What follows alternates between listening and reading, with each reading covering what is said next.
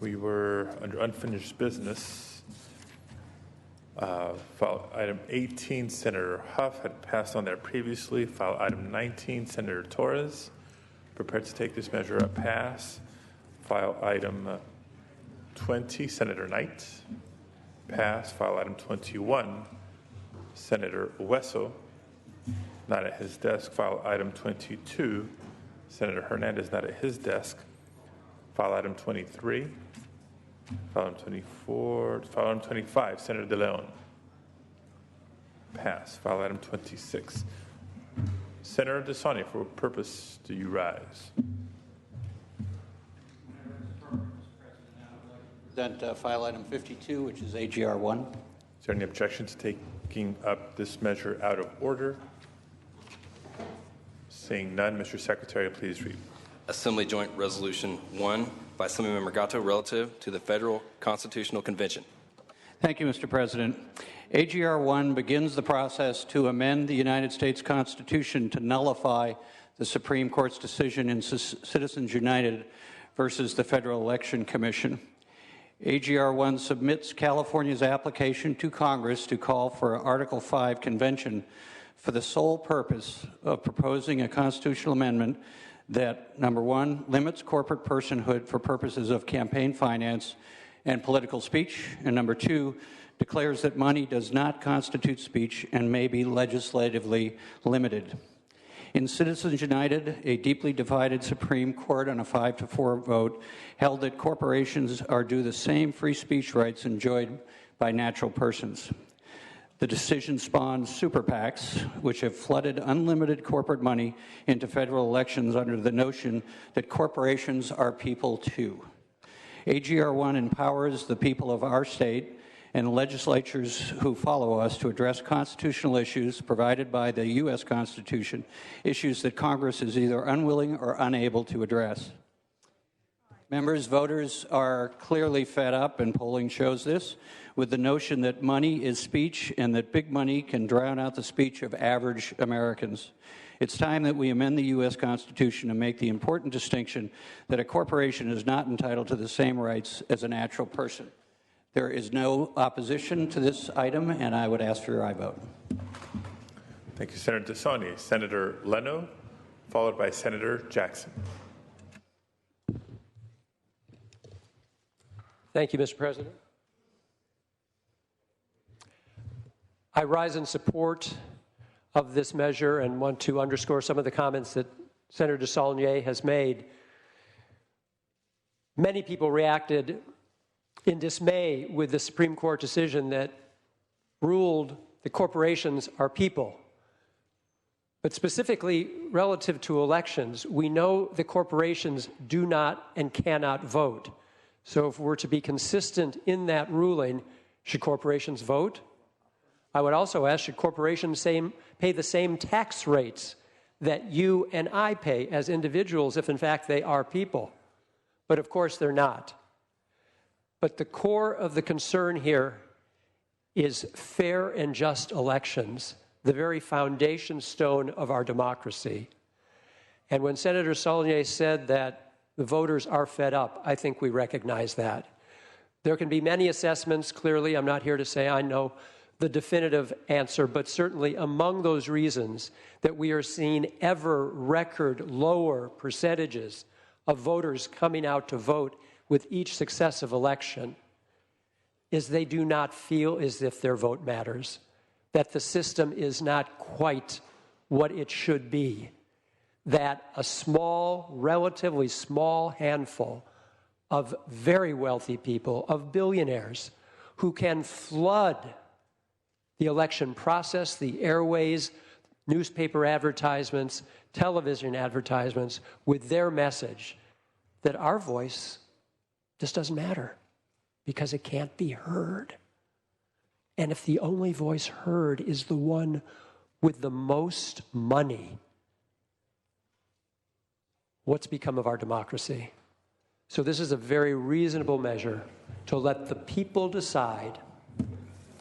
And to let the people decide, we need to vote aye on this measure to move it forward so the debate can continue and so that people without those very deep, deep pockets can have a say in an attempt to reclaim our democracy and their vote. I ask for your aye vote. Thank you, Senator Leno. Further debate or discussion? Senator Jackson, followed by Senator Corbett. Yes, thank you, Mr. President. Members, I also want to stand in support of this measure and adopt those, I think, articulate comments and thank particularly the young people who have taken the lead in this effort, because they recognize that the future of democracy, that their futures, that the future of this nation, the principles upon which we have operated as a society and as a democracy are very much at risk as a result of this decision. Money is not speech. Corporations are not people. And up until the Supreme Court decision that flipped that on its head, that was the standard in the United States of America. And that is the standard that should exist, because frankly, in talking to a number of constitutional scholars, they will all tell you the same thing. This is one of the worst decisions that the Supreme Court of the United States has ever rendered.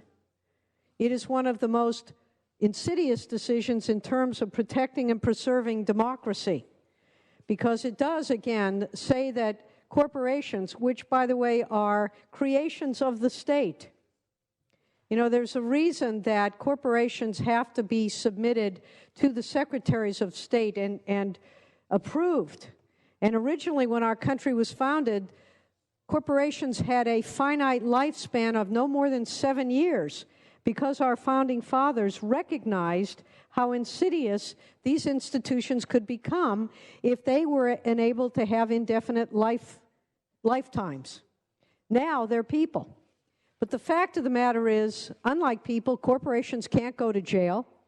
They don't have any criminal liability as a result of that behavior. They can be sued.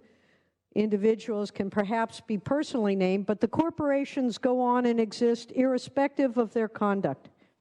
This is not what democracy was intended to do. And the young people who have stepped up to the plate here are the ones that are saying, we want to take our democracy back. And every single one of us in this room understands that in today's world, money has taken over as far too important a product in the whole democratic process.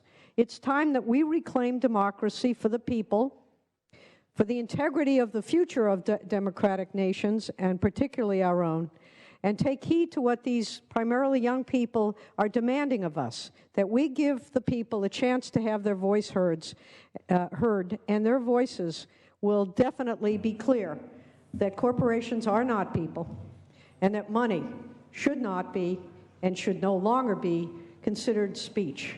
I urge your aye vote on this measure. Thank you, Senator Jackson. Senator Corbett. Thank you, Mr. President.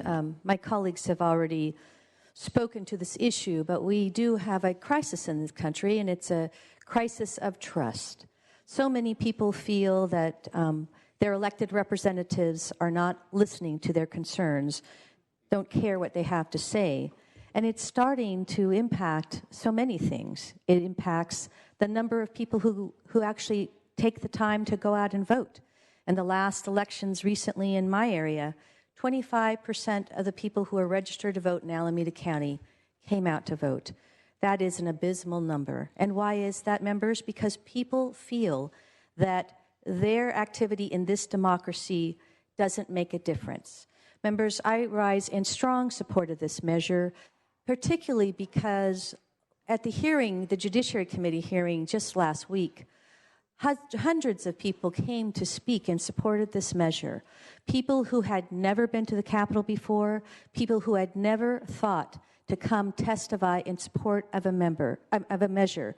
And why is that? Because they believe this will give us an opportunity to make a change, to be able to get control back of our democracy and give them an opportunity to make a difference so that our democracy will work going forward. Members, I urge your strong support of this measure. Thank you, Senator Corbett. Further debate or discussion on this item? Further debate or discussion? Seeing none, Senator DeSaulnier, you may close. Thank you, members, and thank you for all of your thoughts. Members, the courts have said that the primary function of a corporation is to maximize a return on investment from the investor, from the shareholder. And that has worked well in many ways in respect to the free market. A lot of us think it's become a little bit too much. And we all know the influence of money in this building and in our careers, and that money comes from many sources. But our job is to vote on all of our constituents, our overall needs, not just a corporation and not just any particular individual group. What this attempts to do is to restore what this country is about. When Lincoln said this was a country by, of, and for, he said of the people, not of corporations. In this instance, I think it's really important that California become the second state that sends a message to Washington that we think the Supreme Court made a mistake, and we intend to change that mistake. I ask for your aye vote. Mr. Secretary, please call the roll. Anderson. No. Bell. Aye. Berryhill. No. Block. Cannella. Corbett. Aye. Correa. Aye. De Leon. DeSaulnier. Aye. Evans. Aye. Fuller. No. Gaines. No. Galgiani. Aye. Hancock. Aye. Hernandez. Aye. Hill.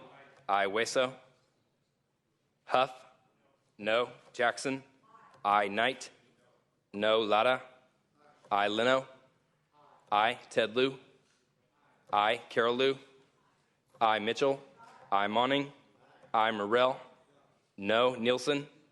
No. Padilla. Aye. Pavley. Aye. Roth. Aye. Steinberg. Torres. Steinberg. Aye. Torres. Aye. Vidak. No. Walters. No. Wolk. Aye. Wyland. Wyland. No. Just call the absent members. Block. Cannella. De Leon. Aye. Hueso. Ayes 23, noes 11. That resolution is adopted. Colleagues, returning to